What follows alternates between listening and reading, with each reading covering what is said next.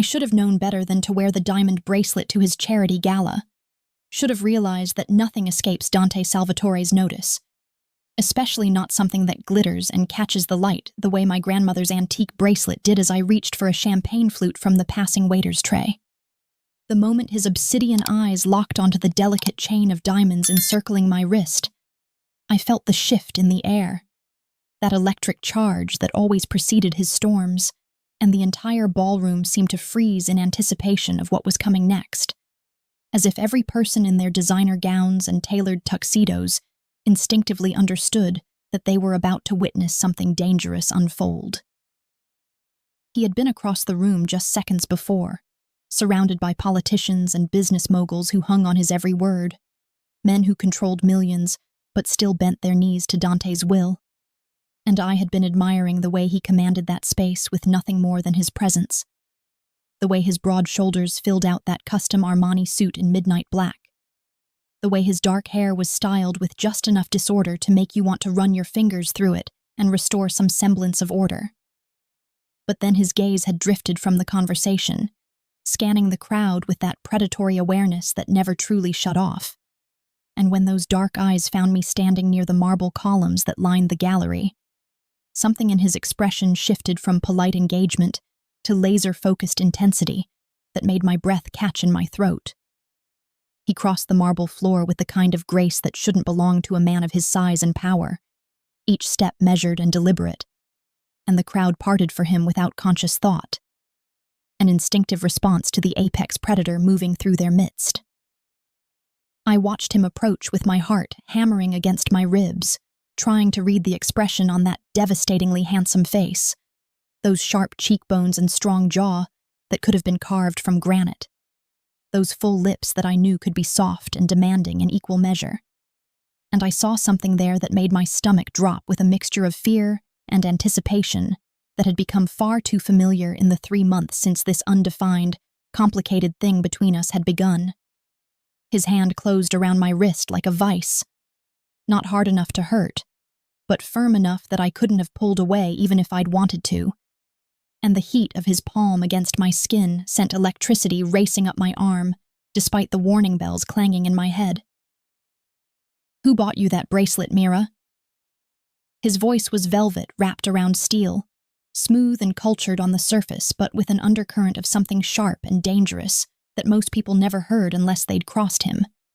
And I felt every head in the room turn away in unison, because these people, the elite of the city's social scene, they knew better than to witness what came next when Dante Salvatore's control began to slip. "Dante, you're making a scene," I whispered, hyper-aware of the orchestra still playing Vivaldi in the background, of the crystal chandeliers casting prismatic light across the room, of the priceless artwork adorning the walls of this gallery that his family owned, along with half the city and most of its darkest secrets. My voice came out steadier than I felt, which was a small miracle considering the way my pulse was racing beneath his fingers, considering the way those dark eyes were boring into mine with an intensity that made me feel stripped bare and exposed despite the elegant emerald gown I wore, the one he'd had delivered to my apartment 3 days ago, with a note that simply said, "Wear this tonight." "I don't give a damn about the scene," he said, his accent thickening the way it always did when his emotions ran high, that slight Italian inflection that turned his words into something that felt like a caress and a threat all at once. "I asked you a question, and I expect an answer, because every person in this room knows you belong to me, knows that you don't accept gifts from other men, and yet here you are wearing diamonds that I didn't give you, flaunting them where everyone can see." His thumb stroked over my racing pulse point, a gesture that might have seemed tender, if not for the steel in his voice, if not for the way his jaw clenched with barely restrained fury that I could feel radiating off him in waves. The rational part of my brain, the part that had earned me a master's degree in art history and a position as lead acquisitions specialist at Salvatore Fine Arts, despite my relatively young age of 26, knew that I should be angry at his presumption, at the way he was treating me like property in front of the city's most influential people. But there was another part of me, a part I didn't fully understand or trust, that responded to the raw possessiveness in his voice, to the way his eyes darkened with something that looked like genuine fear beneath the anger, as if the sight of that bracelet on my wrist had shaken something fundamental in his carefully constructed world. "It belonged to my grandmother," I told him, keeping my voice low, and even despite the adrenaline coursing through my veins, despite the way I could feel hundreds of eyes trying not to look at us, while simultaneously straining to hear every word of this exchange.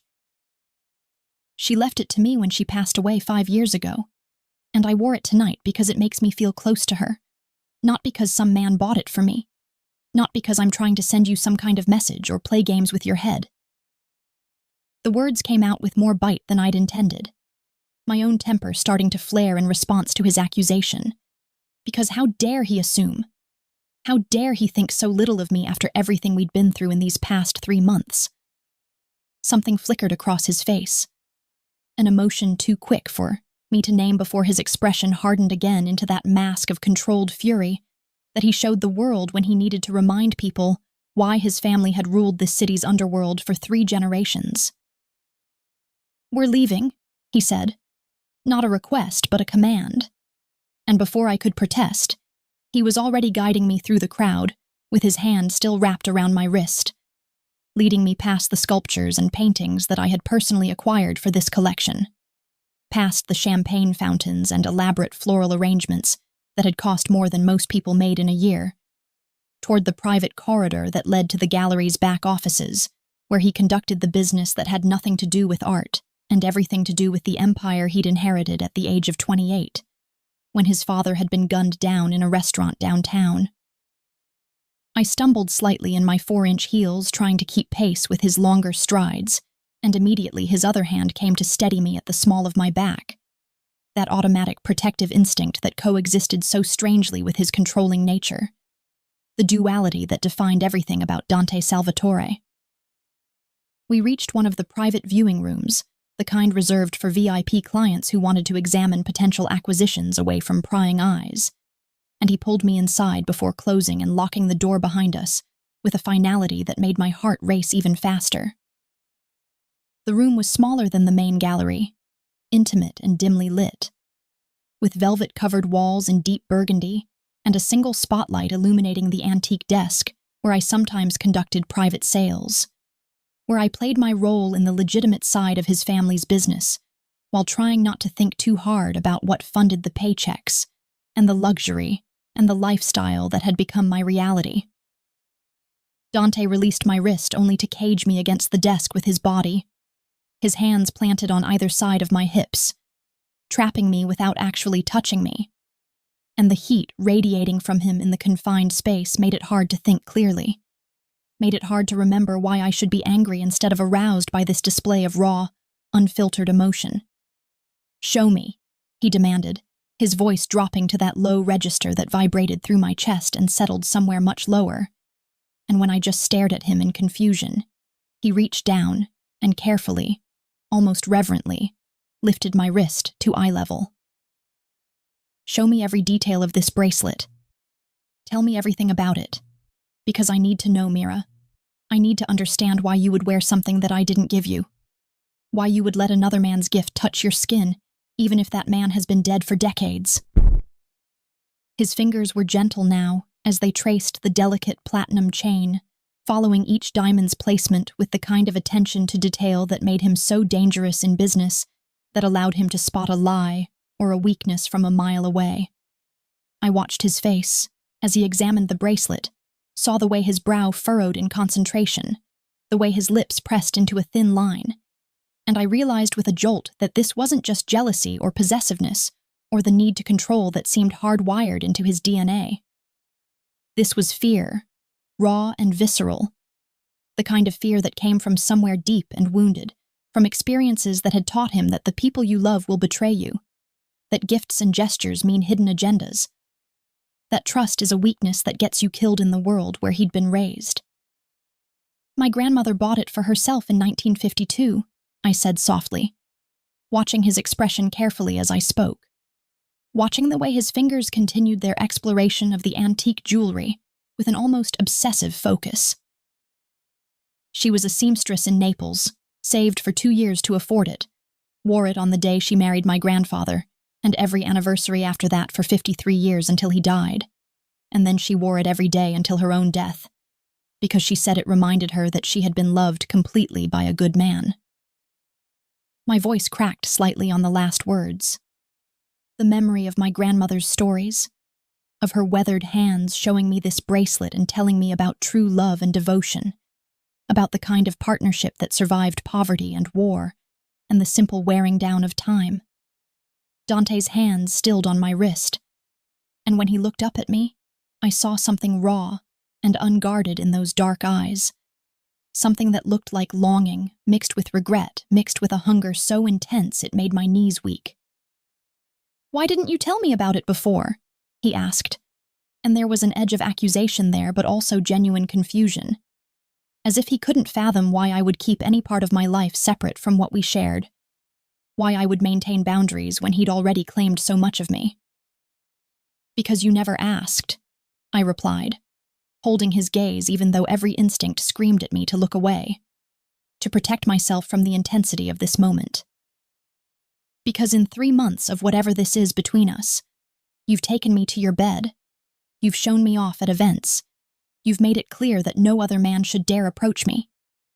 But you've never once asked me about my grandmother, about my childhood, about the things that made me who I am before I walked into your world and let you turn everything upside down."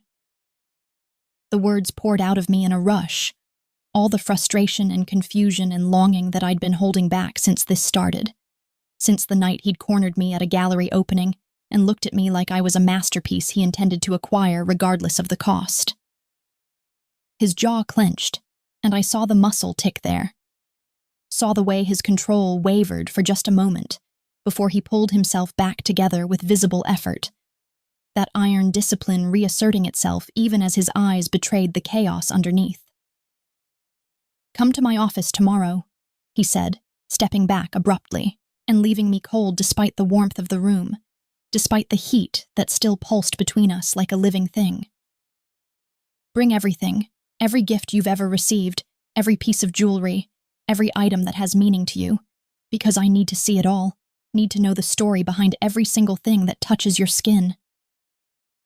He reached up and carefully, almost tenderly, unclasped the bracelet from my wrist, and I gasped at the loss of it, at the feeling of being stripped of something precious.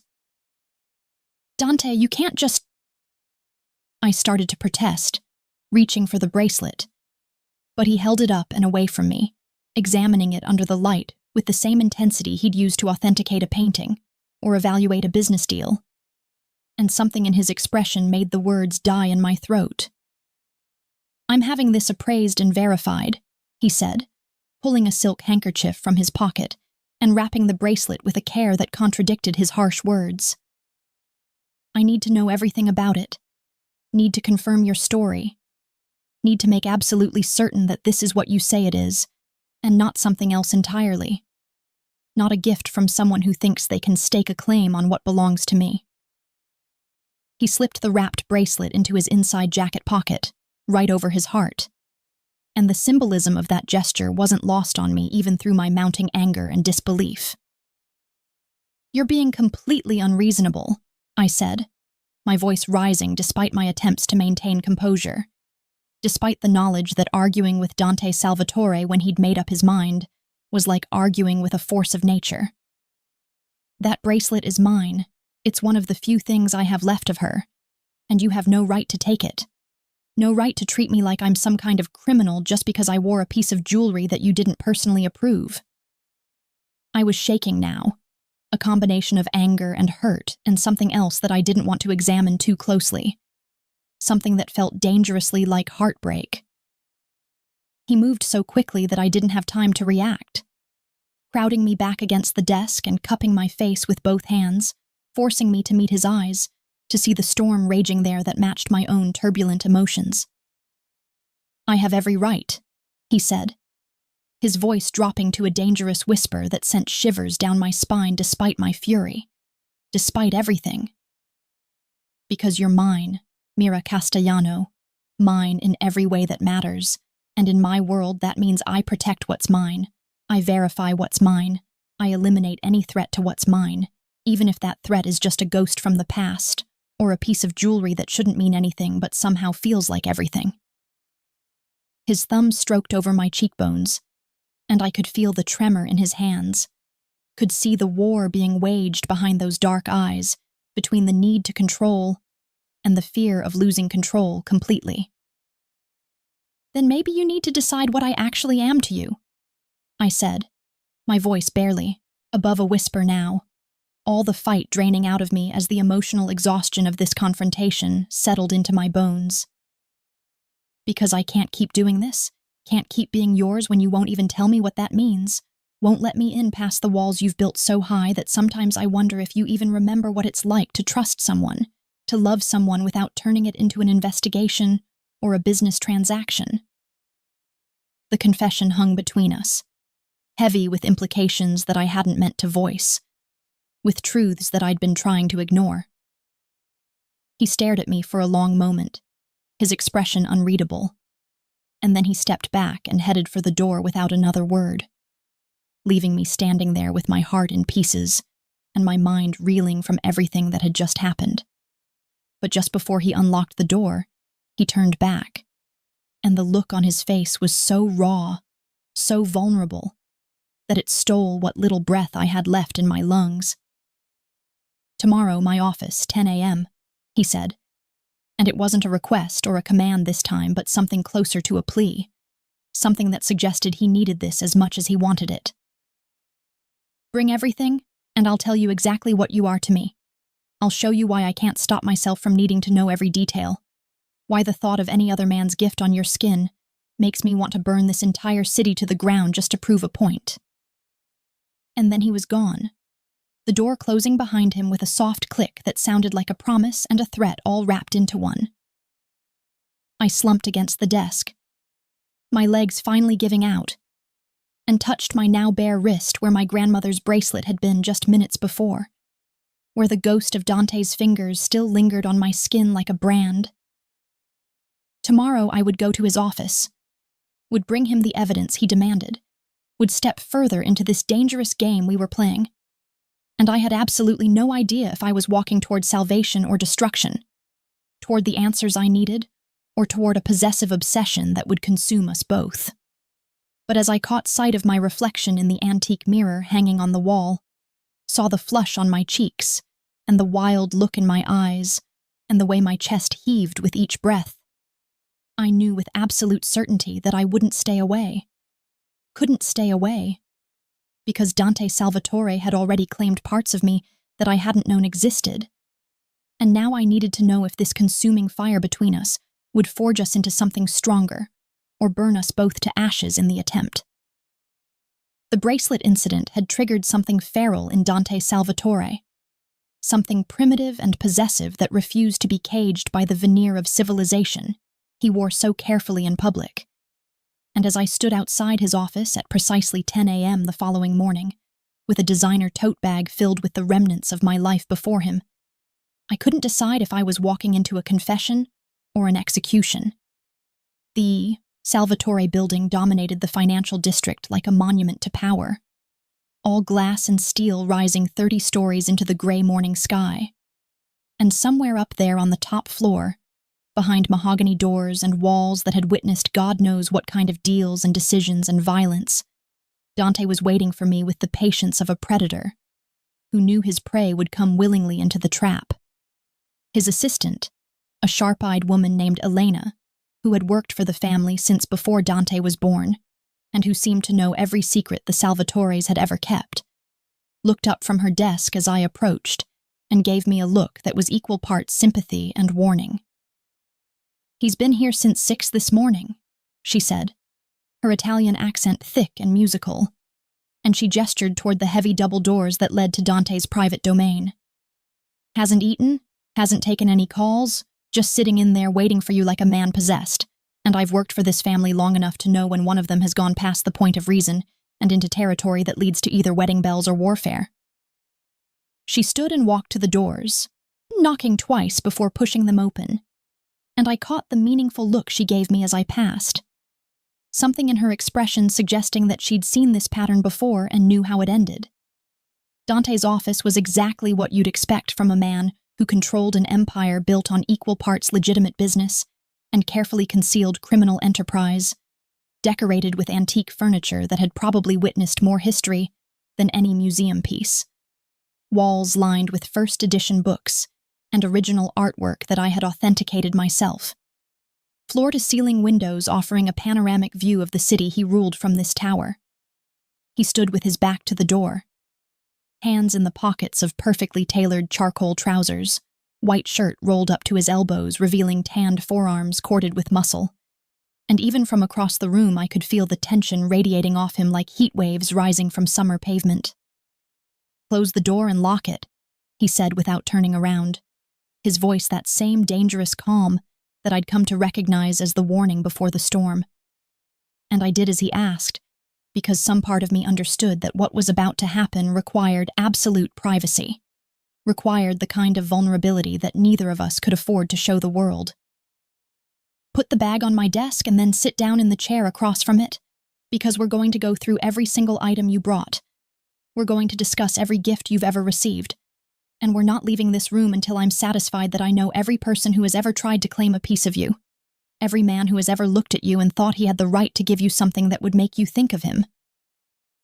He turned then, and the expression on his devastatingly handsome face made my breath catch because it was raw, hunger mixed with barely leashed fury, mixed with something that looked heartbreakingly like desperation. I set the bag down on his massive desk, the leather making a soft thud against the polished wood, and I could feel his eyes tracking my every movement as I sank into the buttery leather chair that probably cost more than my monthly salary. "This is insane," I said, even as I watched him approach the desk with the focused intensity of a man about to interrogate a suspect, even as my traitorous heart hammered with anticipation rather than fear. "You realize that normal relationships don't involve going through your partner's belongings like you're conducting some kind of criminal investigation? That healthy people don't demand an accounting of every gift like you're auditing my entire life? Don't treat simple acts of kindness from friends and family like they're evidence of betrayal or infidelity or whatever it is you think you're going to find in that bag." He pulled out the first item without responding to my accusation, a silk scarf in deep crimson with gold threading that caught the morning light streaming through the windows. And he laid it out on the desk with the kind of careful precision that suggested he was cataloging evidence rather than examining a simple accessory. "Who gave you this?" he asked, his fingers tracing the delicate pattern woven into the fabric. And I could see the way his jaw clenched as he waited for my answer. Could practically see him running through scenarios in his mind about who this mysterious gift-giver might be and what their relationship to me might mean. "My college roommate, Sophie, bought it for me in Paris when she went there for her honeymoon 6 years ago," I said, watching his face carefully for any sign of what he was thinking, any hint of whether my answer satisfied whatever criteria he was using to judge the acceptability of gifts from my past. "She called me from a street market near the Louvre, completely overwhelmed by how beautiful everything was. And she said she saw this scarf and immediately thought of me because red was my power color, because I'd spent 4 years watching her fall apart over the man she eventually married and holding her hand through every crisis. And she wanted me to have something beautiful from the city of love even though I wasn't there to experience it myself." The memory brought a bittersweet smile to my face, thinking about Sophie and her now husband Mark and the way they'd built a life together in Seattle with their 2 children, thinking about how simple and uncomplicated their love story had been compared to whatever twisted thing was happening between Dante and me. He nodded slowly, filing away this information in whatever mental database he was constructing, and then he carefully folded the scarf and set it aside before reaching into the bag for the next item, a vintage leather-bound copy of Wuthering Heights with gilt-edged pages and my name embossed on the bow inside cover in fading gold script. "And this?" he asked, opening the book and examining the inscription on the first page, his expression darkening as he read words I couldn't see from my position across the desk, words that I already knew by heart, because I'd read them 1,000 times over the years. My high school English teacher, Mr. Peterson, gave it to me when I graduated, I explained, leaning back in the chair and trying to project a calm I didn't feel, trying to ignore the way my pulse raced every time Dante's fingers caressed something that belonged to me, as if he were learning the history of my life through touch and examination. He was 73 years old, had been teaching for 4 decades, and he told me that in all his years of reading student essays, mine was the only analysis of Heathcliff and Catherine's relationship that truly understood the destructive nature of obsessive love, the way it consumes and corrupts everything it touches until there's nothing left but ashes and regret. I paused, letting the irony of that statement hang in the air between us, wondering if Dante would catch the parallel to what we were doing right now, to the way his obsessive need to possess every part of me was consuming us both. Something flickered across his face. Recognition, perhaps, or maybe just acknowledgement that my words carried weight beyond their surface meaning. But he said nothing as he set the book aside and continued his methodical examination of my past. There was a pearl necklace that my father had given me for my 21st birthday, before he'd passed away from a heart attack 2 years later, and I watched Dante's expression soften marginally as I told him about my dad, about the way he'd worked 2 jobs to put me through college, about how he'd been so proud when I'd gotten the position at Salvatore Fine Arts, even though he'd died before seeing me actually excel in that role. There were earrings from my best friend Christina, a watch from my aunt, a set of vintage hairpins that I'd bought for myself at an estate sale, and with each item Dante's questioning became more detailed, more probing, as if he were trying to reconstruct my entire history through these physical objects. But then he pulled out something that made his entire body go rigid, a delicate gold chain with a small emerald pendant that caught the light and threw green fire across the surface of his desk, and I knew immediately what he was seeing, knew that this particular piece was going to require more explanation than anything else in the bag. "This is new," he said, and his voice had gone dangerously quiet. That tone he used when someone had crossed a line and was about to face consequences they couldn't begin to imagine. "This is expensive. This is the kind of jewelry a man gives to a woman when he wants to be more than friends, when he thinks he has a chance at something that belongs to someone else. So I'm going to ask you one more time, Mira, and I suggest you think very carefully about your answer before you speak. Who gave you this necklace?" "You did," I said, watching the confusion spread across his face, watching him process my words and try to reconcile them with whatever narrative he'd constructed in his mind. 3 weeks ago, after we had dinner at that restaurant overlooking the harbor, after we spent the night at your penthouse and you fell asleep with your arm around me like you were afraid I'd disappear if you let go, I woke up early and found this on your nightstand with a note that just said "for you." And I've been wearing it under my clothes ever since because I didn't know if it was meant to be a secret or a statement, or if you'd even remember giving it to me in the first place. The confession tumbled out of me in a rush, all the uncertainty and hope and fear that I'd been carrying around for weeks, the weight of not knowing what these gestures meant, what I meant to him beyond the physical attraction and the possessive claiming.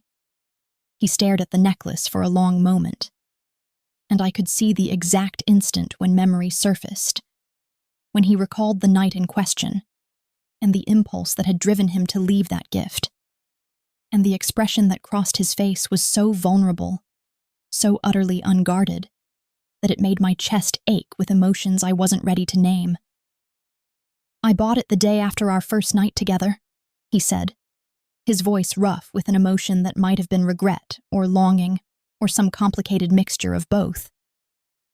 "I saw it in a jewelry store window and thought about how it matched your eyes, about how you'd look wearing nothing but that necklace and my fingerprints on your skin, and I bought it without thinking, without questioning the impulse because for the first time in my adult life I wanted to give someone something beautiful, without calculating what I'd get in return, without treating affection like a business transaction that required equivalent exchange." He picked up the necklace and let it pool in his palm, the gold chain catching the light, and I could see his hand trembling slightly as he stared at it. Then why didn't you put it on me yourself? I asked, needing to understand, needing to know why everything with him had to be so complicated. Why he couldn't just give me a gift like a normal man, instead of leaving it like a secret for me to discover and puzzle over. Why didn't you tell me what it meant?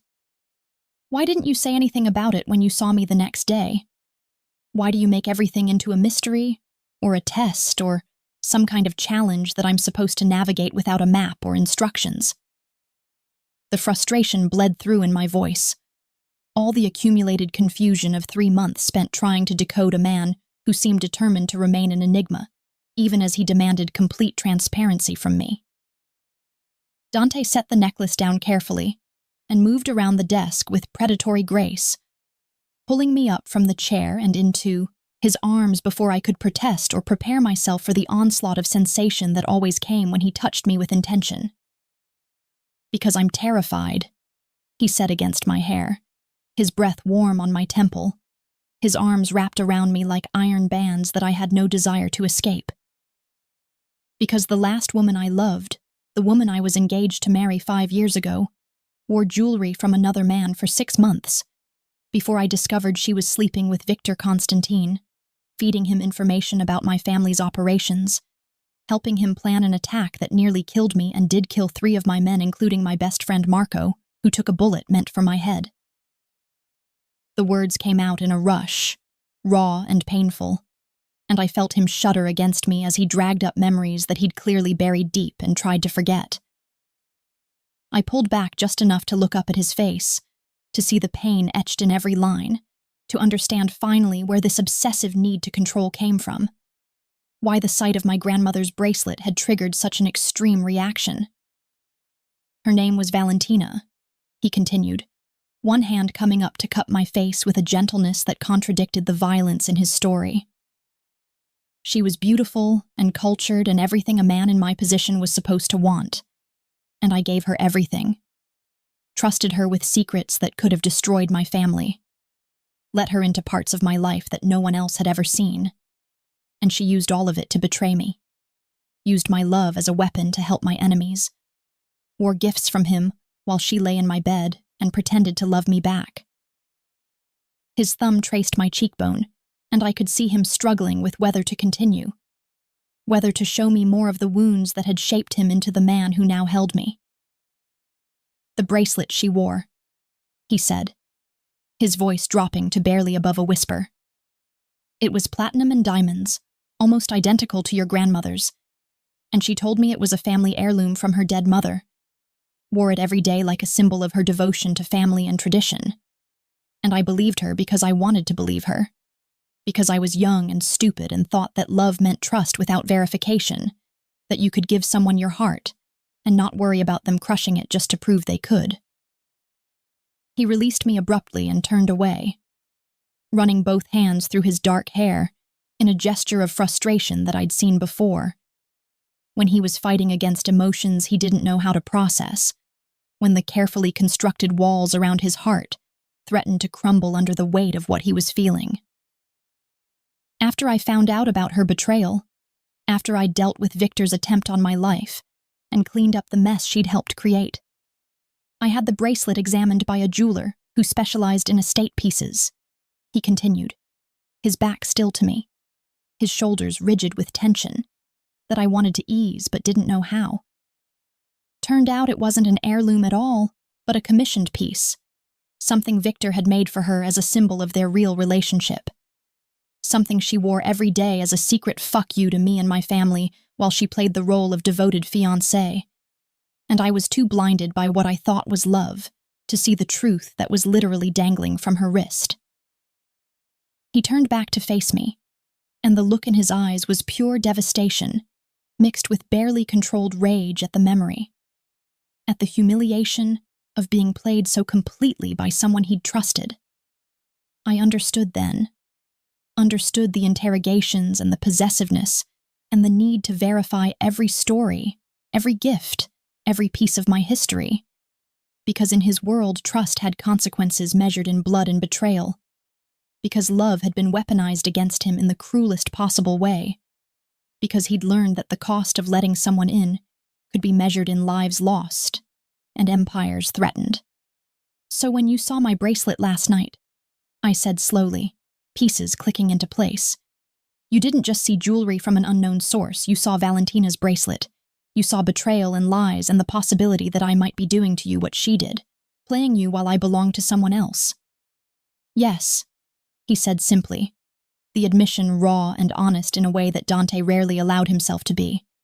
And he crossed back to the desk to pick up my grandmother's bracelet, which he'd apparently had cleaned and appraised overnight, just as he'd promised. I had 3 different jewelers examine this, verify its age and provenance, confirm that it's exactly what you said it was. A piece from 1952, purchased in Naples, worn by a woman named Rosa Castellano for over 5 decades, he said, holding it out to me like an offering, like an apology wrapped in platinum and diamonds. I know it was excessive, I know it was probably insulting, I know it demonstrated a level of distrust that no relationship can survive long term. But I needed to know. Needed to be absolutely certain that you were telling me the truth. That this wasn't history, repeating itself in some cosmic joke designed to prove that I'm incapable of recognizing genuine affection when it's offered. I took the bracelet from him, our fingers brushing in the exchange, and I felt that familiar electricity arc between us, even through the heavy emotional weight of everything he'd just revealed. "What did you learn from examining all of this?" I asked, gesturing to the items spread across his desk, to the physical representation of my life before him, to the gifts and treasures that meant something to me independent of his world and his money and his complicated darkness. "Did you find what you were looking for? Did you uncover some secret betrayal? Or did you just confirm that I'm exactly who I've always claimed to be? A woman who had a life before you crashed into it and turned everything sideways?" He moved closer, crowding into my space in that way he had that made me feel simultaneously threatened and cherished, his hands coming up to frame my face with a gentleness that always surprised me given the violence I knew he was capable of when circumstances required it. "I learned that you've been loved by good people who saw your worth and wanted to give you beautiful things without expecting anything in return," he said, his dark eyes searching mine with an intensity that made it hard to breathe. "I learned that every person who has ever given you a gift did so out of genuine affection or familial love or friendship, that there's not a single item in that bag that suggests betrayal or divided loyalty or anything that should threaten what we have together. And I learned that my paranoia and my past are poison that I keep injecting into something that could be good and pure if I'd just let it exist without constantly testing it for toxins." "And what are you going to do with that information?" I asked, my voice barely above a whisper, because this felt like a turning point, like we were standing on the edge of something that would either solidify what we were building or shatter it beyond repair. "Are you going to trust me now? Are you going to stop treating every interaction I have with the world as a potential threat?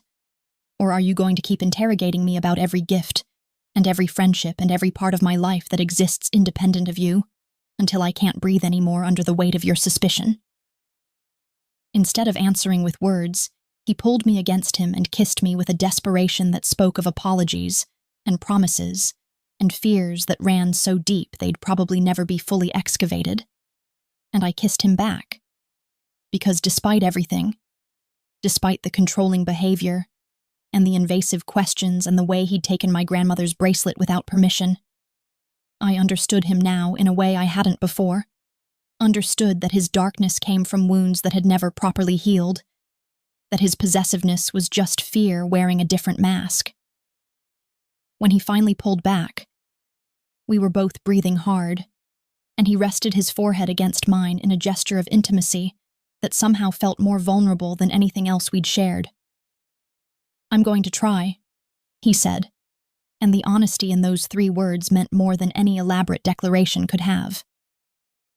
"I'm going to try to trust you, try to believe that you're different from her, try to stop seeing ghosts in every shadow and threats in every gift.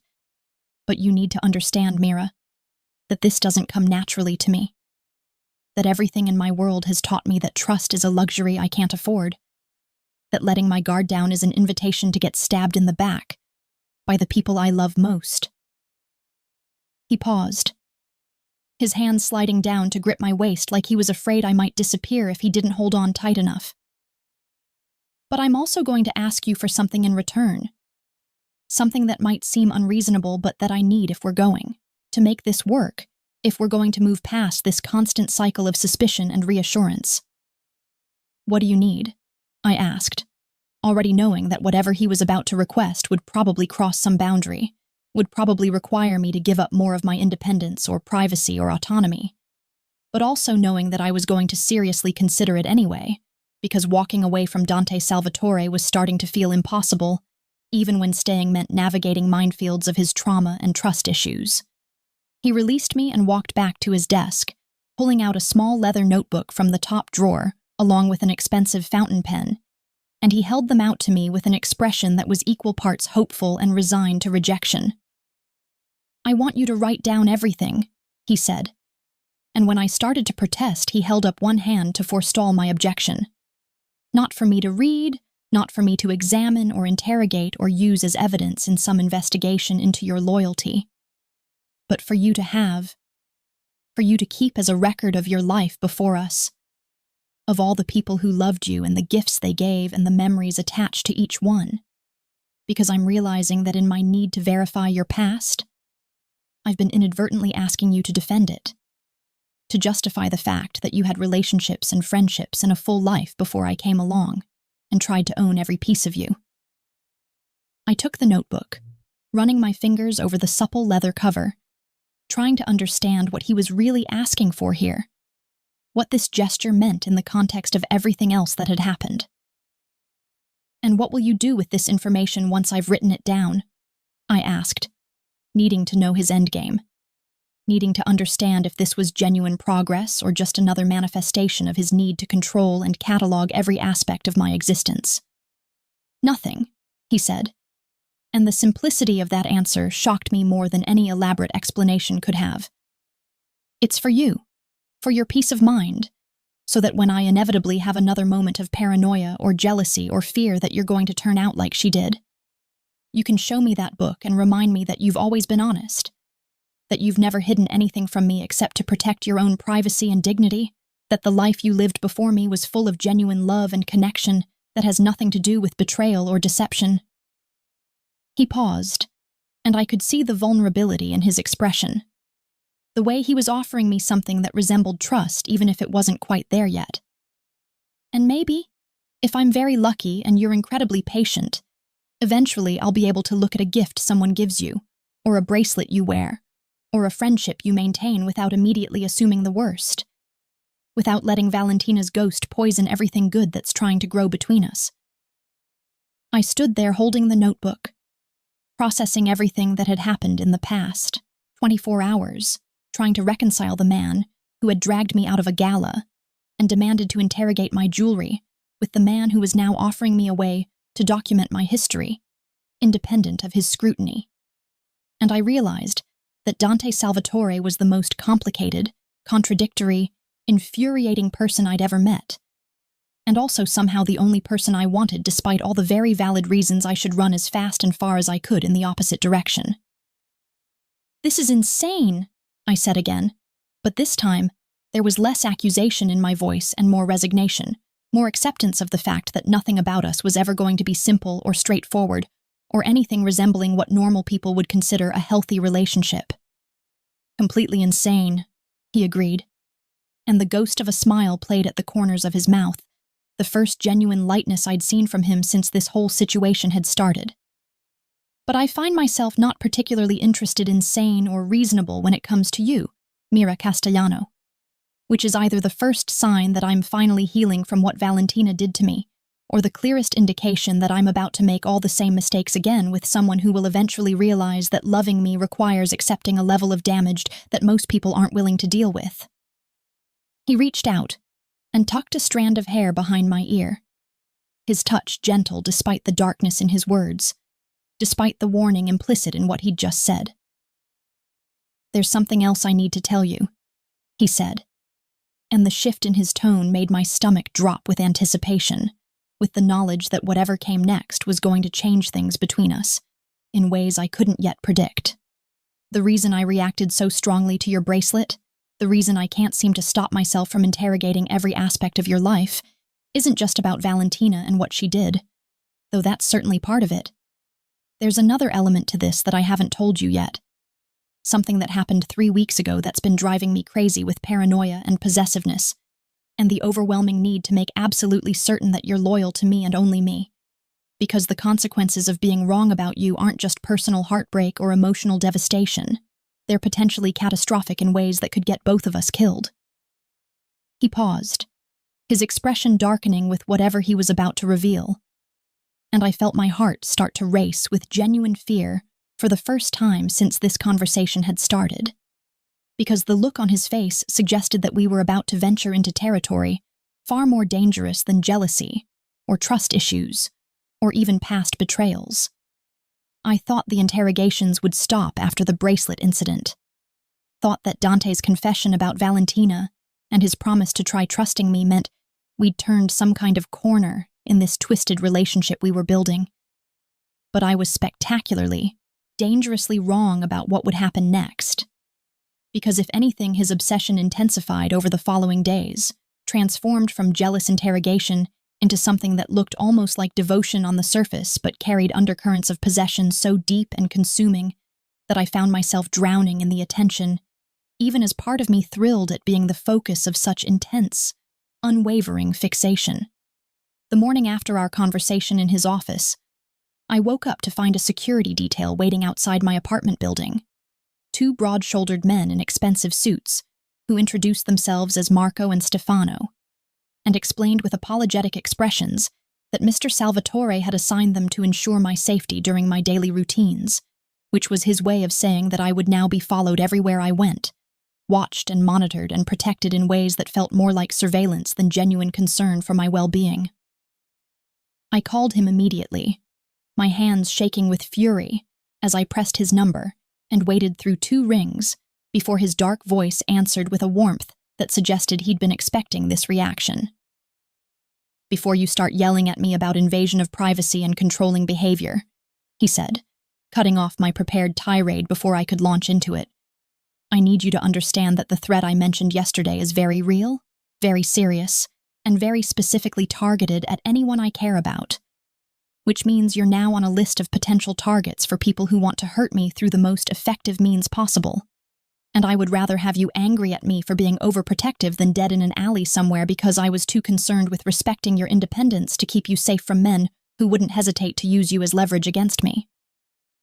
His words came out in that particular tone he used when he wasn't negotiating or asking permission, but simply stating facts that I needed to accept.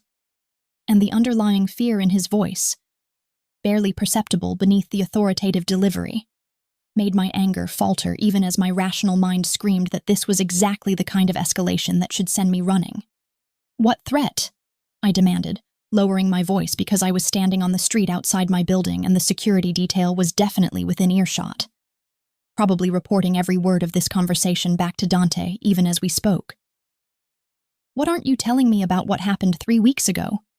What kind of danger am I supposedly in that requires 2 armed guards following me to the coffee shop and the dry cleaners and everywhere else I need to go throughout my day?" I could hear him take a deep breath on the other end of the line, could practically see him in my mind's eye running his hand through that dark hair in the gesture of frustration I'd come to recognize. Could imagine him standing in his office staring out at the city, while he decided how much truth to give me, and how much to withhold for what he would call my own protection. "The Constantine family has made it known through certain channels that they're interested in evening old scores," he said finally, his voice dropping to that dangerous register that made my spine straighten with instinctive wariness, with the recognition that I was hearing Dante in his full Mafia boss capacity, rather than the complicated, damaged man who kissed me like I was oxygen, and he was drowning. "Victor survived the fallout from Valentina's betrayal, went to ground in Eastern Europe for a few years, rebuilt his organization with backing from some very dangerous people in Moscow, and now he's back in the city making moves to reclaim territory that my family has controlled for decades. And his particular brand of warfare has always involved going after the families of his enemies, making examples of the people we care about to prove that no one is untouchable, that love is just another weakness to exploit. The casual way he delivered this horrifying information, as if he were discussing stock portfolios or art acquisitions rather than potential kidnapping and murder, reminded me viscerally that Dante existed in a world where violence was currency, and human life was just another bargaining chip in games of power and revenge. I felt my knees go weak with the implications of what he was saying, with the sudden realization that wearing Dante's emerald necklace and sleeping in his bed and falling for his particular brand of damaged intensity had painted a target on my back that I'd never consciously agreed to carry. So the security detail isn't about you being possessive and controlling, I said slowly, processing the information and trying to reconcile my anger at being followed with the very real possibility that Dante's paranoia might be entirely justified this time. It's about you trying to keep me alive because getting involved with you has made me a liability, has put me in the crosshairs of people who would hurt me just to prove they can hurt you.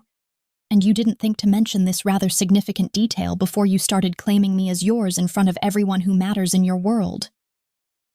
Would it have changed anything if I had told you? He asked, and there was genuine curiosity in his voice beneath the tension, as if he really wanted to know whether I would have walked away if I'd understood the true cost of being with him, if I'd known that this thing between us came with the potential for violence and danger that extended far beyond emotional complexity and trust issues. Would you have chosen differently if I'd laid out all the risks on our first night together, explained that falling for me meant accepting a security detail, and looking over your shoulder, and understanding that there are people in this city who would celebrate your death simply because it would make me suffer? Or would you have kissed me anyway and dealt with the consequences as they came, the way you're dealing with them right now? The question hung between us, weighted with implications about what we were to each other, about whether this was just physical attraction and convenient companionship or something deeper that justified the risks we were taking. And I found myself unable to answer honestly because I genuinely didn't know what I would have chosen if I'd had complete information from the beginning. I need to think about this, I said finally, my voice barely above a whisper, and I could hear him exhale sharply on the other end of the line, could sense his disappointment even through the phone, could feel the distance opening between us even as I acknowledged the necessity of processing what he'd just told me. I need to understand what it means to be with you, what I'm really signing up for beyond the jealousy and the interrogations and the incredible sex. Because this is my life we're talking about. These are my choices that will determine whether I end up as collateral damage in a war that started before I even knew you existed. Take all the time you need, he said. But there was resignation in his voice, an expectation of rejection that made my heart ache despite my very valid concerns about self-preservation and rational decision-making. The security stays regardless of what you decide about us, because whether or not you continue this relationship, Victor already knows you matter to me, already sees you as a potential target, and I won't risk your safety just because you're angry about the loss of privacy or independence. Won't let you become another casualty of my family's endless cycle of violence and revenge, even if that means you hate me for being overprotective. He paused, and I could hear voices in the background. Someone asking him a question in rapid Italian that I couldn't quite make out. Could sense him shifting back into business mode even as this personal crisis remained unresolved between us. I have to go handle something, but Marco and Stefano will stay with you.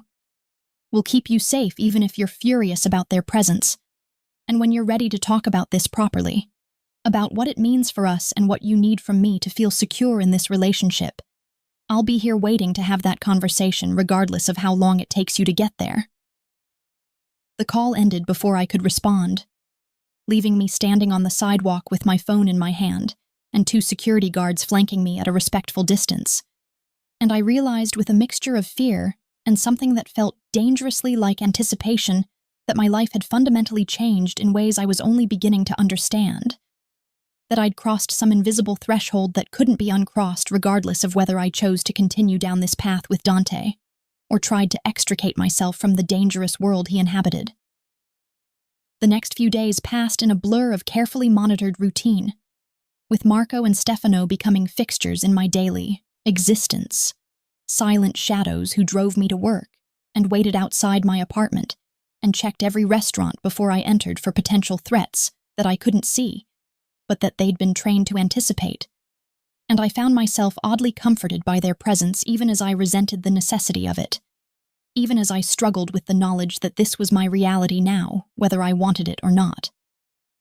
Dante kept his distance during this time, giving me the space I'd asked for, but making his presence felt in other ways.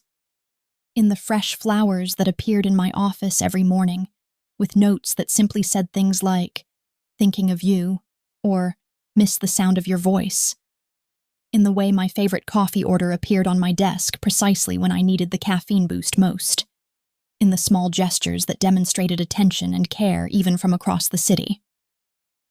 But then, something happened that shattered the tentative equilibrium we'd established, something that forced the situation to its crisis point, and made me realize that neutrality wasn't an option anymore, that I had to either commit fully to this dangerous relationship or end it completely before someone got hurt in ways that couldn't be repaired. I was at the auction house examining a newly acquired collection of Renaissance drawings when my colleague Thomas approached with an enormous bouquet of white roses, his expression friendly and completely oblivious to the catastrophic chain of events he was about to trigger. "These just arrived for you," he said, setting the elaborate arrangement on my desk with a smile that suggested he thought this was romantic rather than potentially life-threatening. And I felt my stomach drop as I reached for the card with trembling fingers, already knowing somehow that these flowers weren't from Dante, that they represented exactly the kind of attention from another man that would set off every alarm bell in his paranoid, possessive mind. The card was simple, unsigned, with just a few words printed in elegant script that made my blood run cold. "Beautiful things for a beautiful woman. Happy birthday. A friend who admires you from afar." It wasn't my birthday, wouldn't be for another 6 months, which meant this wasn't an innocent mistake or a kind gesture from someone who'd gotten their dates confused, but rather a deliberate message designed to provoke a reaction, to test boundaries, to see what would happen when an unknown admirer sent gifts that Dante hadn't approved or vetted or interrogated me about until he was satisfied with my answers. I called him immediately, my hands shaking as I held the card, and he answered on the first ring as if he'd been waiting for this exact call, as if he'd somehow known that something was about to happen that would force this situation to its conclusion. "I just received flowers," I said without preamble, and I could hear him go absolutely still on the other end of the line, could sense the shift from whatever he'd been doing into complete focus on my words and their implications. "What kind of flowers? Who sent them? And what did the card say?" His voice was pure ice, controlled and deadly, and I could imagine him already mobilizing resources, already running through possibilities and threats and responses with the tactical precision that made him so dangerous in his world. I read him the card verbatim, my voice steady despite the fear coursing through my veins, despite the growing realization that this innocent-seeming gesture was actually something much more sinister, something that proved Dante's paranoia about threats and danger had been entirely justified all along. "Get away from your desk right now," he commanded, and I could hear him moving, could hear car doors slamming and engines starting in the background, could sense the entire machinery of his organization spinning into motion based on nothing more than a bouquet of flowers and an unsigned card. "Don't touch the flowers again. Don't let anyone else near them. And tell Marco to clear that entire section of the office immediately, because those roses aren't a romantic gesture from some shy admirer, but a message from Victor letting me know that he can reach you anywhere, that even surrounded by my security, you're still vulnerable to his attention. And the fact that he knew to send them today of all days means he has someone inside my organization feeding him information about your schedule and your movements." The implications of what he was saying hit me like a physical blow. The understanding that this wasn't just about jealousy or possessiveness, but about a very real threat from people who meant genuine harm, who saw me as nothing more than a weapon to use against the man I'd been foolish enough to fall for. Within minutes, The auction house was swarming with Dante's security personnel, men in dark suits who cleared the floor with efficient brutality and examined the flower arrangement with the kind of careful attention usually reserved for bomb disposal. And I stood in the corner of my office watching this unfold with a sense of surreal detachment, as if I were observing someone else's life implode rather than my own. Dante arrived shortly after, striding through the chaos with single-minded purpose until he reached me and pulled me into his arms with a desperation that communicated more than words ever could. His face buried in my hair as he held me like I might disappear if he loosened his grip even slightly. "I'm so sorry," he whispered against my temple, his voice rough with an emotion that might have been fear or relief, or some combination that I couldn't parse in my current state of shock. "I'm sorry that knowing me has put you in this position. Sorry that loving me comes with dangers that you never asked for. Sorry that I can't just be a normal man who takes you to dinner and buys you flowers without every gesture carrying the weight of family wars and old vendettas and threats that most people only see in movies." "Were the flowers actually dangerous?" I asked, needing to know if his reaction had been purely precautionary, or if I'd been standing next to something that could have actually harmed me, needing to understand the true scope of what we were dealing with here. He pulled back just enough to look at me, and the expression on his face was pure fury, mixed with a protectiveness so fierce it made my breath catch, made me realize that whatever complicated thing existed between us had evolved far beyond casual involvement or convenient arrangement into territory that carried weight and consequence, and the potential for destruction on both sides. "The flowers themselves were clean," he said, his hands framing my face with that careful gentleness that always surprised me given his capacity for violence. But the message was clear enough. Victor knows where you work, knows your schedule, knows that you matter enough to me that threatening you is worth his time and resources. And that means we need to make some decisions about how we're going to handle this, about what level of security you're comfortable with, and what adjustments we need to make to keep you safe without completely destroying your independence and autonomy in the process." He paused, his dark eyes searching mine with an intensity that made it impossible to look away. Impossible to pretend that this conversation wasn't about to determine the entire trajectory of our future together or apart. "But more importantly, I need to know if you still want this, if you want me, because I can protect you from Victor and his threats, can keep you safe from the physical dangers that come with being associated with my family. But I can't protect you from the emotional toll of living this life. Can't guarantee that there won't be more flowers and more messages, and more reminders that choosing me means choosing a world where violence is always just beneath the surface, waiting to erupt." I looked around my office, at the security personnel still processing the scene, at Marco and Stefano flanking the door with expressions that suggested they felt personally responsible for this breach, even though they'd done everything right, at Thomas hovering nervously in the hallway, clearly wondering what kind of insanity he'd stumbled into. And I realized that Dante was offering me an out, giving me permission to walk away before things got even more complicated and dangerous, before I became so entangled in his world that extraction would be impossible without casualties. The rational part of my brain, the part that had gotten me through graduate school and built a successful career and made sensible choices based on careful risk assessment, screamed that this was my chance to escape, to choose safety and normalcy, and a life that didn't involve security details and flower-based threats from rival Mafia families. But there was another part of me, a part that had come alive in the 3 months since Dante Salvatore had looked at me like I was a masterpiece he intended to acquire regardless of cost, that whispered something different entirely, that suggested maybe some things were worth the risk, worth the danger, worth stepping into darkness if it meant experiencing the kind of intensity and connection that most people only read about in novels. "I want you," I said finally, my voice steady despite the chaos surrounding us, despite the very valid reasons I should be running in the opposite direction, as fast as my legs could carry me.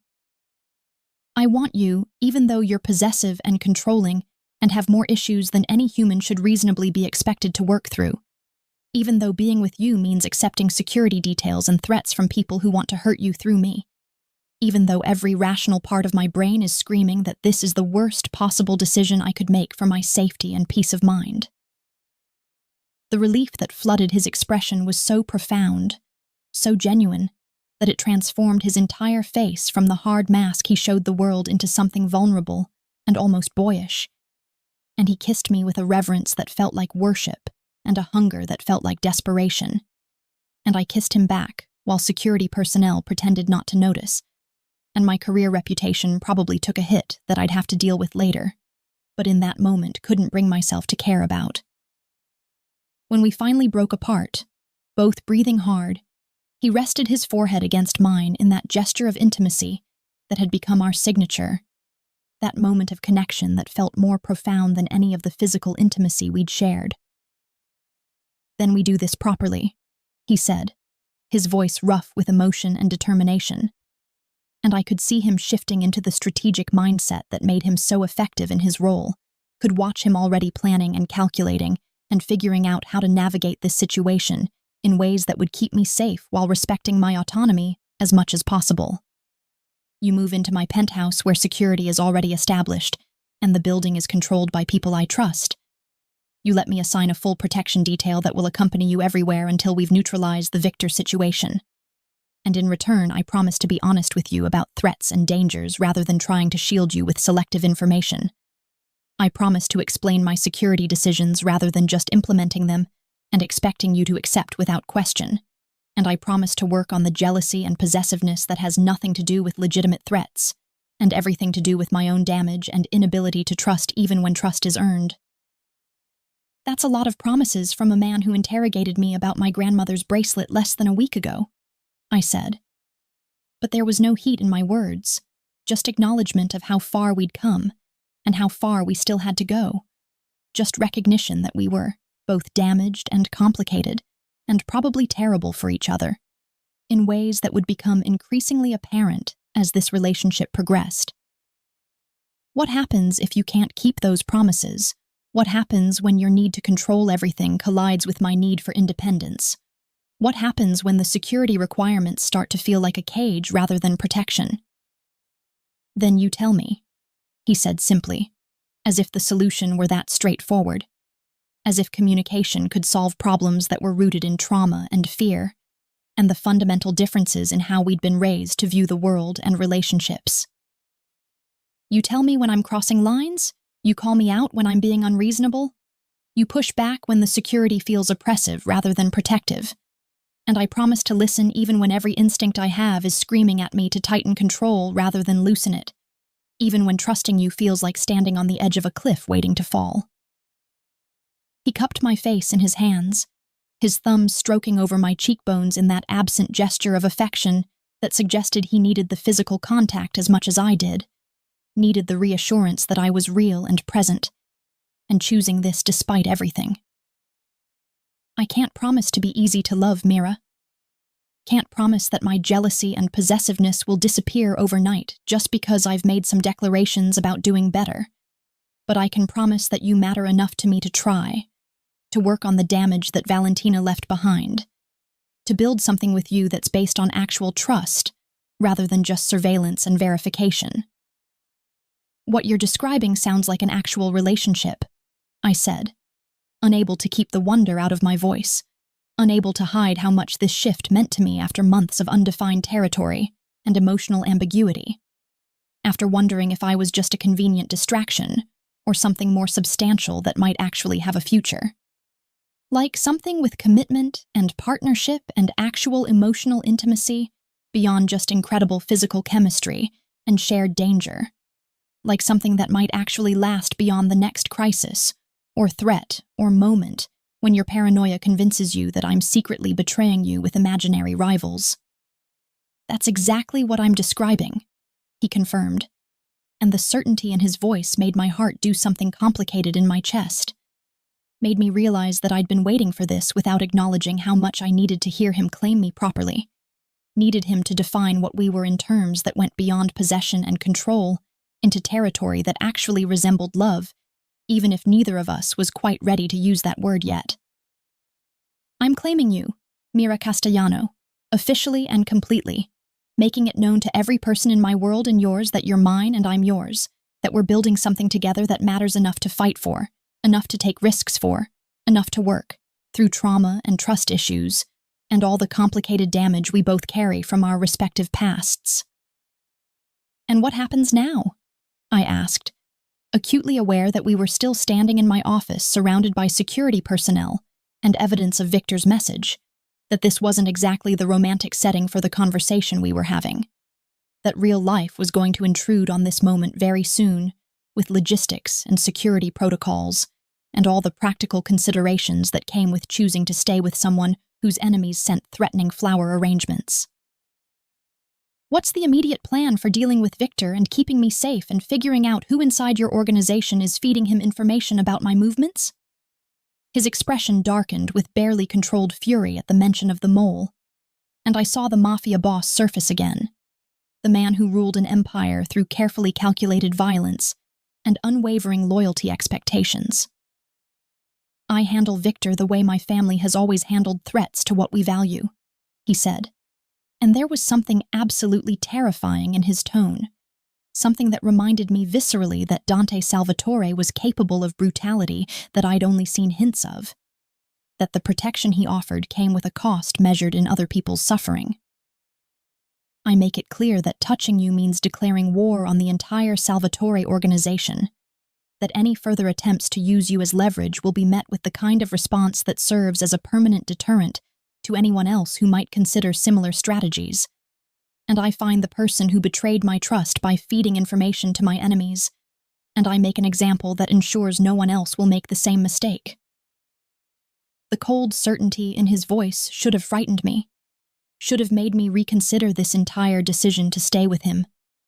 But instead I found myself feeling oddly safe, protected by the very violence that should repel me, drawn to the darkness in him that promised to destroy anyone who tried to hurt me, even as I recognized the moral complexity of being complicit in that kind of retaliation. I don't want to know the details, I said finally, establishing a boundary that I needed to maintain if I was going to stay sane in this relationship, if I was going to reconcile the man who held me with tenderness, with the man who could order violence without apparent remorse. I don't want to know what you do to Victor or the mole or anyone else who threatens us. Don't want to carry that knowledge or that responsibility, because I need to be able to look at you and see the person I'm falling for, rather than the crimes committed in my name. That's fair, he said, accepting my boundary with an ease that surprised me, that suggested maybe he'd been waiting for me to draw these lines, to establish what I could and couldn't handle about his world. You'll be protected from the details, insulated from the violence except what's absolutely necessary for your own safety, and I'll carry that weight so you don't have to. We'll be the monster when circumstances require it, so that you can maintain your humanity and your conscience and whatever part of yourself needs to believe that you're still fundamentally good despite choosing to love someone like me. Is that what this is? I asked, the question tumbling out before I could stop it, before I could consider whether I was ready to hear his answer, or whether some things were better left unspoken until they became undeniable through time and action, rather than premature declaration. Love, I mean, is that what we're doing here? Or are we just calling it partnership and protection and intense physical chemistry because the alternative is too terrifying to name out loud? He looked at me for a long moment, his dark eyes searching mine with that intensity that made me feel simultaneously exposed and cherished. And then he smiled, really smiled, in a way that I'd never seen before, something genuine and unguarded that transformed his entire face into something almost beautiful in its vulnerability. I've been in love with you since the night you argued with me about the attribution of a Caravaggio forgery and refused to back down even when I told you that you were wrong. Since the moment I realized that you had enough steel in your spine to stand up to me and enough intelligence to do it effectively. Since I understood that you were the first person in years who saw me as something other than a weapon or a wallet or a means to an end, he said, and the confession hit me like a physical impact, stealing my breath and making my heart race with emotions too big and complicated to process in this moment. So yes, Mira, this is love. Messy and complicated, and probably toxic in ways that a therapist would have a field day analyzing. But it's the only kind of love I'm capable of giving. And if you can accept it with all its sharp edges and dark corners and possessive intensity, then I'll spend the rest of my life proving that choosing me wasn't the worst decision you ever made, even though by every rational measure it probably is. I opened my mouth to respond, to tell him that I loved him too, despite every reason I shouldn't, despite the security details, and the threats, and the interrogations and the complicated darkness that came with his territory. But before I could form the words, Marco appeared in the doorway, with an expression that suggested whatever news he was bringing would shatter this fragile moment of connection we'd managed to create in the midst of chaos. "Sir," he said, his voice urgent and apologetic, "we've identified the source of the leak, and you're going to want to handle this personally, because it's not just some low-level operative selling information. It's someone from your inner circle, someone you trusted with access to your personal life and security protocols. And when you find out who it is, this entire situation is going to get significantly more complicated in ways that will affect everyone in your organization, including Miss Castellano's safety moving forward." The necklace wasn't a gift at all, but rather a declaration of war.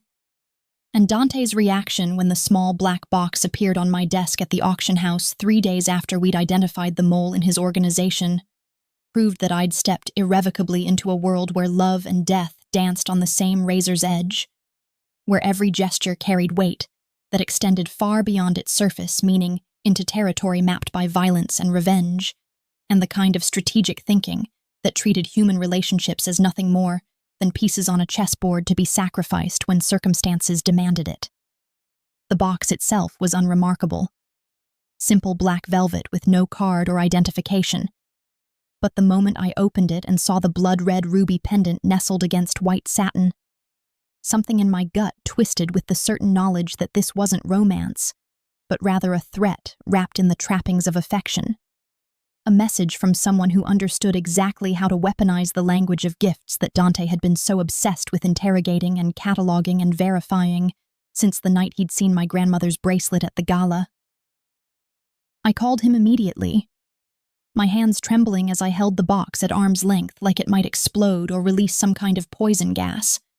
And he answered before the first ring had finished, his voice already tight with tension, as if he'd been waiting for this exact call. As if he'd somehow known that Victor Constantine wasn't finished playing games with us despite the brutal response Dante had delivered after the flower incident. "Don't touch it. Don't move from where you are. And tell Marco to lock down the entire floor, because that necklace is from Victor. And it means he's escalating his strategy from subtle intimidation to open provocation. Means he's done testing our defenses and is ready to make his actual move against you, against us, against everything I've built to keep you safe in a world that sees you as nothing more than my most obvious vulnerability," Dante said in a rush. And I could hear him already mobilizing, could hear the controlled chaos in the background as his organization responded to a threat that I was only beginning to understand in its full scope and terrible implications. Within 20 minutes, the auction house was once again swarming with security personnel. But this time the atmosphere was different, charged with barely suppressed violence and the kind of grim determination that suggested we'd crossed some invisible line from defensive posture into active warfare. And I watched from my office as Dante strode through the gallery, with an expression so cold and dangerous that even his own men seemed to shrink from his path, seemed to understand that the carefully controlled Mafia boss had given way to something more primal and infinitely more lethal. He took the box from my desk without looking at it, handed it to one of his men with instructions I couldn't hear, and then pulled me into his arms with a desperation that communicated more than words ever could. His face buried in my hair as he breathed me in like he was reassuring himself that I was still alive, still whole, still untouched by the violence that was clearly coming for us both, whether we wanted it or not. "The mole was Elena," he said against my temple, his voice rough with a betrayal that cut deeper than any physical wound could have. And I felt my entire world tilt sideways with the revelation, because Elena had been with his family for decades, had been the one person I thought was beyond suspicion, had seemed genuinely concerned for my well-being when she'd warned me about Dante's state of mind that morning in his office. She's been feeding Victor information for 6 months, ever since he approached her with proof that her grandson was dealing drugs in Constantine territory, and offered to make his legal problems disappear in exchange for intelligence about my operations, about my schedule, about the people in my life who might serve as leverage if he needed to apply pressure at exactly the right moment to cause maximum damage. And the pain in his voice as he recounted this betrayal made my heart ache for him, made me understand in visceral detail how deeply Valentina's original betrayal had wounded him, how every subsequent act of disloyalty carved the scars deeper and reinforced his belief that trust was a luxury he couldn't afford in his world. "What did you do to her?"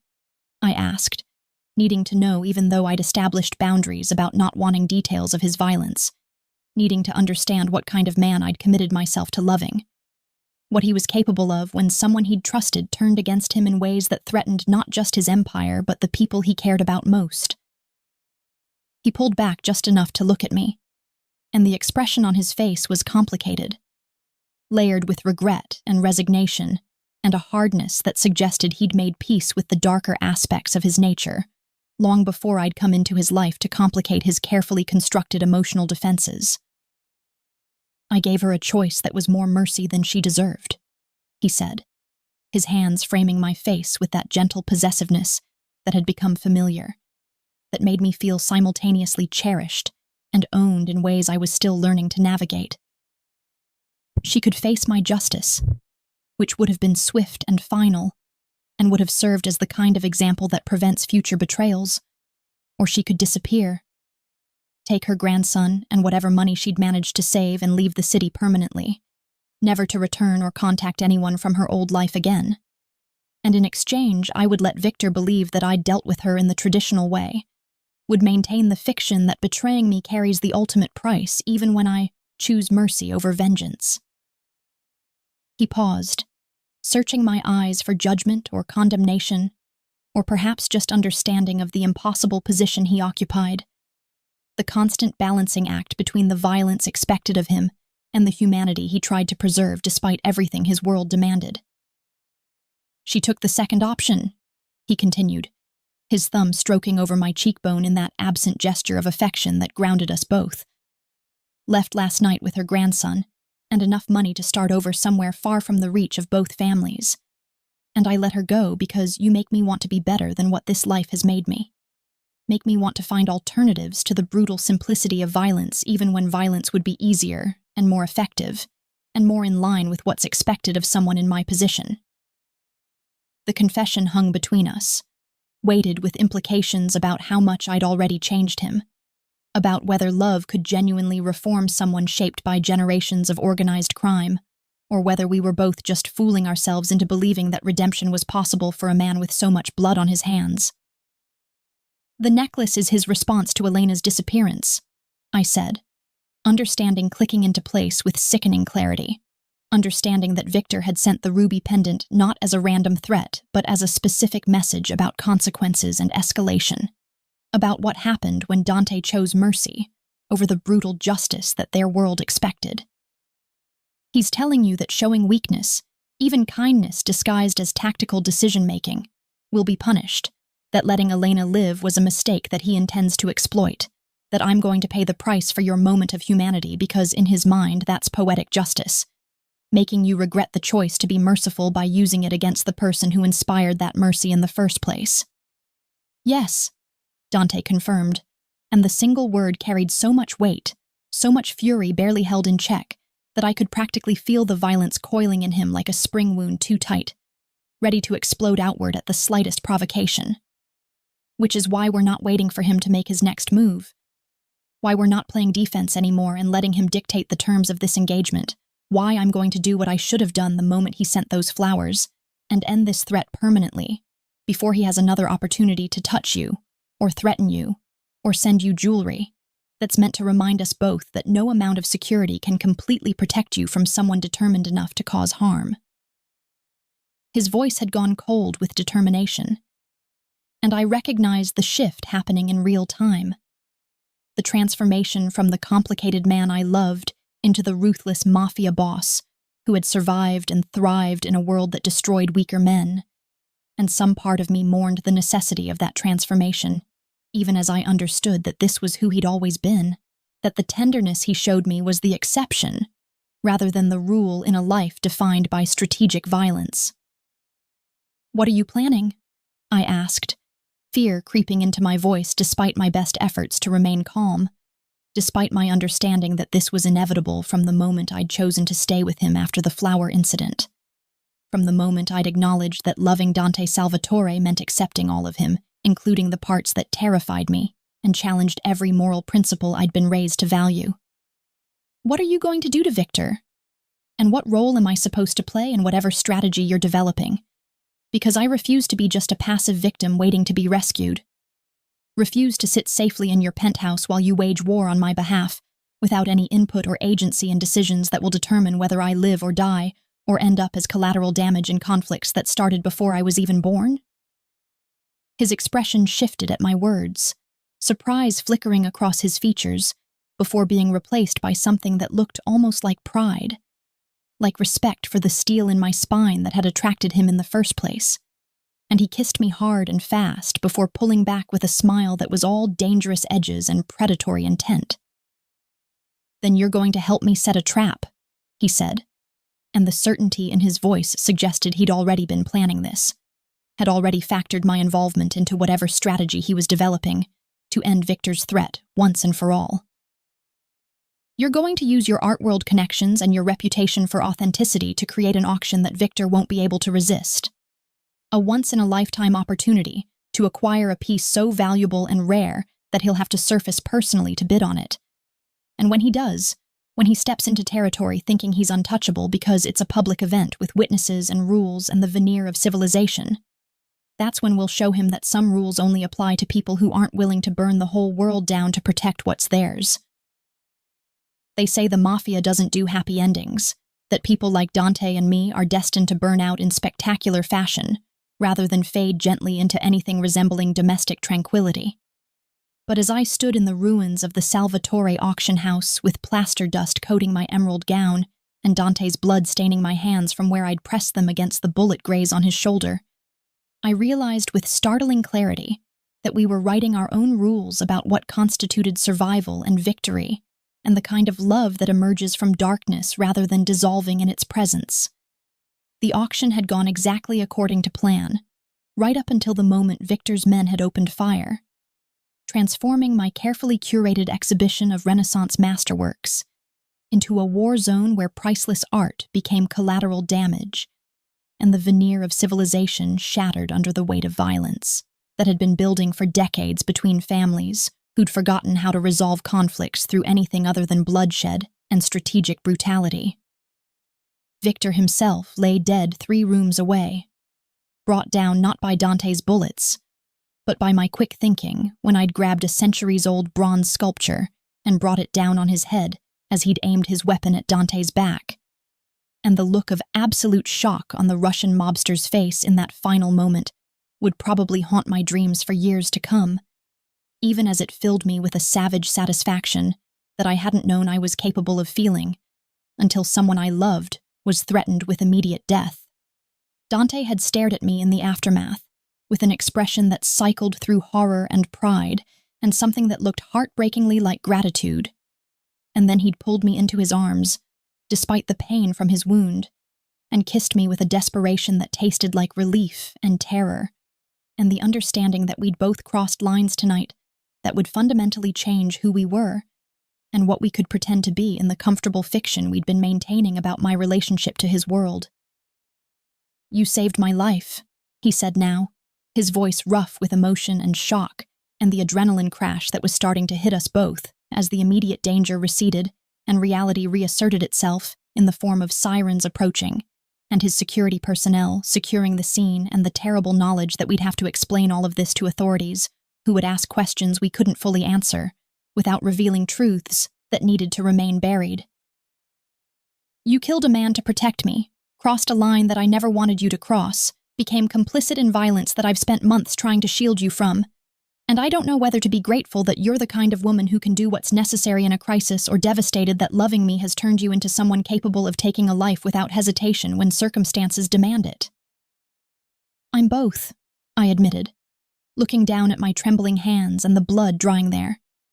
Victor's blood mixed with Dante's in a macabre testament to the night's events, and I felt tears finally break through the shock that had been holding them back. Felt the enormity of what I'd done crash over me in waves that threatened to pull me under. I'm grateful that I had the strength and the presence of mind to act when it mattered most. Grateful that you're alive and that Victor can't threaten us anymore. But I'm also terrified of how easy it was. How little I hesitated when I saw him aiming at you.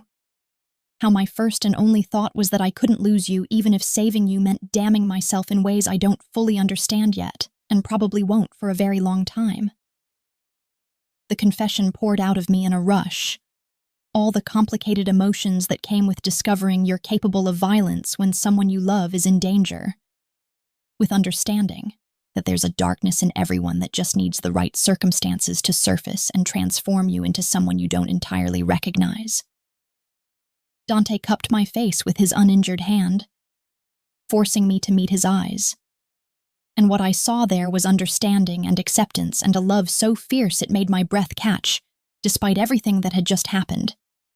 Despite the bodies and the destruction and the sirens getting closer with every passing second. Then we carry it together? He said simply, as if the solution were that straightforward. As if sharing the weight of what we'd both done tonight could somehow make it more bearable than facing it alone. We carry the knowledge of what we're capable of. We live with the choices we made to protect each other, and we build something worth all of this sacrifice and darkness and moral compromise. Because if we don't, if we let the violence define us rather than using it as foundation for something better, then Victor wins even in death, and everything we've been through becomes meaningless suffering rather than the price we paid for a chance at genuine happiness. 6 months later, I stood in front of a mirror in Dante's private chapel, adjusting the simple white dress I'd chosen for our wedding. So different from the elaborate gown I'd once imagined wearing if I ever got married. So perfectly appropriate for a ceremony that would be witnessed by only a handful of people who understood what we'd survived to get here, what we'd sacrificed and compromised, and fundamentally changed about ourselves in the process of choosing each other, despite every rational reason we shouldn't. The investigation into the auction house shooting had concluded exactly as Dante had predicted it would, with Victor's death ruled as self-defense, and the violence attributed to a rivalry between criminal organizations that had finally boiled over into public confrontation, and my role in Victor's death had been quietly buried under layers of witness testimony from Dante's people who'd sworn I'd been nowhere near the actual confrontation when it happened. Dante appeared in the doorway of the small room where I was preparing, devastatingly handsome in a perfectly tailored black suit that somehow made him look both civilized and dangerous in equal measure.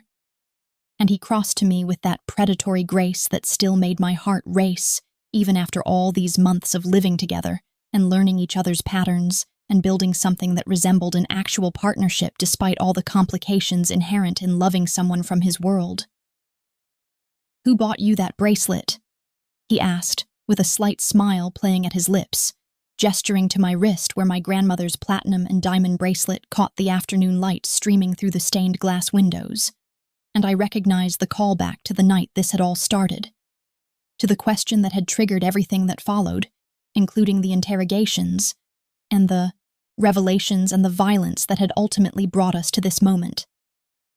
"A man who interrogates me about jewelry, but would burn the world down to keep me safe," I replied, using the response I'd been planning for months, ever since Dante had proposed with a simple silver band engraved with La Mia Anima, and a promise that he would spend the rest of his life proving that choosing him hadn't been the catastrophic mistake every rational part of my brain had screamed it would be. A man who is so damaged and possessive and fundamentally broken in ways that would terrify most people, but who loves me with an intensity that makes all of that worthwhile.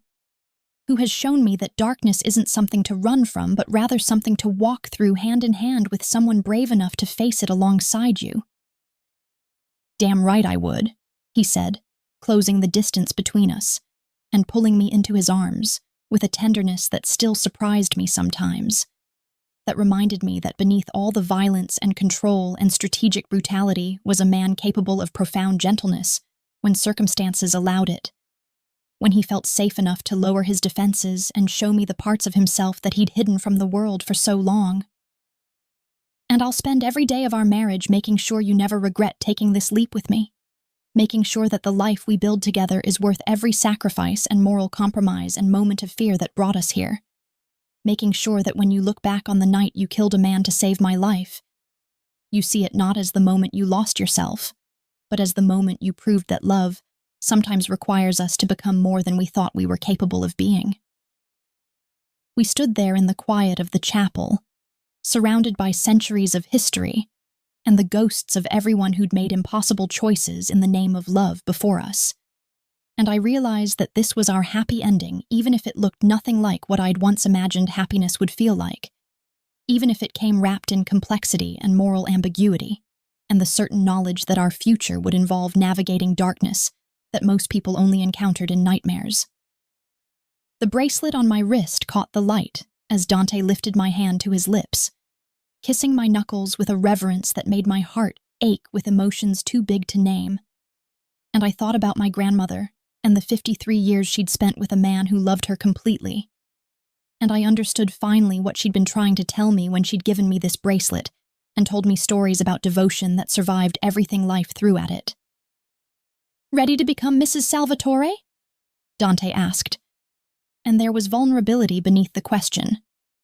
A genuine uncertainty about whether I might still change my mind and choose safety over this beautiful, terrifying thing we were building together, in defiance of everything that suggested we were doomed to fail. "Ready to officially bind yourself to a man whose gifts come with interrogations, and whose love comes with security details, and whose world will always carry shadows that threaten to consume everything they touch, including the people foolish enough or brave enough to choose us despite knowing better?" "More ready than I've ever been for anything," I answered honestly. And I meant it with every fiber of my being, despite the fear and the uncertainty, and the knowledge that we were stepping into a future that promised equal parts devotion and danger. Because some loves are worth fighting for, even when the fight requires becoming someone you never thought you'd be.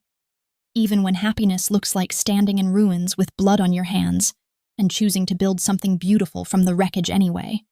Even when the only gift that truly matters is the terrifying, exhilarating, absolutely irreplaceable gift of being seen and chosen and loved completely by someone who understands that darkness is just another country you can learn to navigate together if you're willing to hold on tight enough and trust that the light you create between you is strong enough to guide you home.